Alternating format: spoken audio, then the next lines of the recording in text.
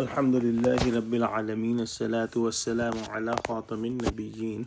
وعلى آله وصحبه أجمعين أما بعد فأعوذ بالله من الشيطان الرجيم بسم الله الرحمن الرحيم قال الله تعالى في سورة النحل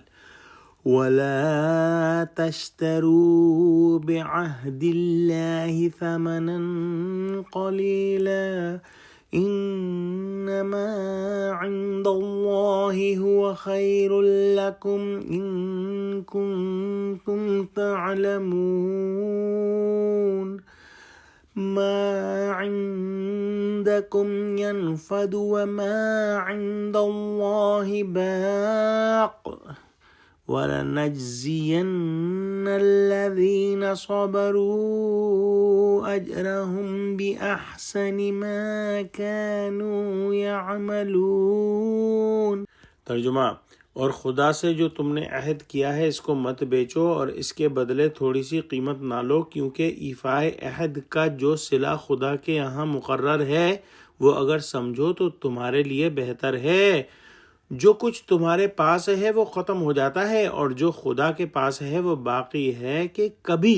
ختم نہیں ہوگا، اور جن لوگوں نے صبر کیا ہم ان کو ان کے اعمال کا بہت اچھا بدلہ دیں گے۔ پچھلی آیتوں میں ہم نے آپس کے قول توڑنے کے بارے میں پڑھا، اب اللہ سے قول توڑنے کا ذکر ہے، یعنی مال کی لالچ سے خلاف شرع حکم مت کرو، اگر ایسا مال کمایا بھی تو وہ وبال لائے گا۔ جو موافق شرع تم کو ہاتھ مال لگے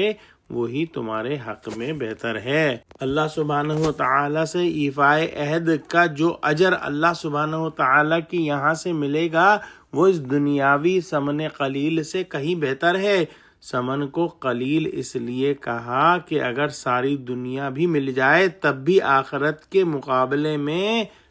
یہ پوری دنیا قلیل و حقیر ہے، لہٰذا جو چیز قائم اور دائم ہے یعنی آخرت کا صلہ، اس کو چھوڑ کر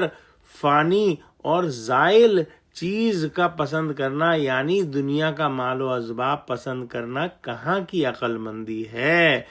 جو لوگ اللہ سبحانہ و تعالیٰ کے عہد پر ثابت قدم رہیں گے اور تمام مشکلات اور صعوبتوں کو صبر کے ساتھ برداشت کریں گے،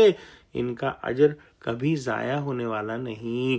ایسے بہترین عمل کا بدلہ ضرور اللہ سبحانہ و تعالیٰ کی یہاں سے مل کر رہے گا۔ اللہ سبحانہ و تعالیٰ کے راستے میں جو مشکل اور پریشانیاں آئیں اور اس پر مومن بندے صبر کریں، ان کو اللہ سبحانہ و تعالیٰ کی طرف سے بہت اچھا صلہ ملے گا۔ دعا کرتے ہیں کہ اللہ سبحانہ و تعالی ہم کو قرآن کا فہم عطا فرما، ہم کو سچوں سے جوڑے، ہم کو صراط مستقیم پر قائم فرما دے، آمین۔ وآخر دعوانا الحمد للہ رب العالمین، والسلام علیکم ورحمۃ اللہ وبرکاتہ۔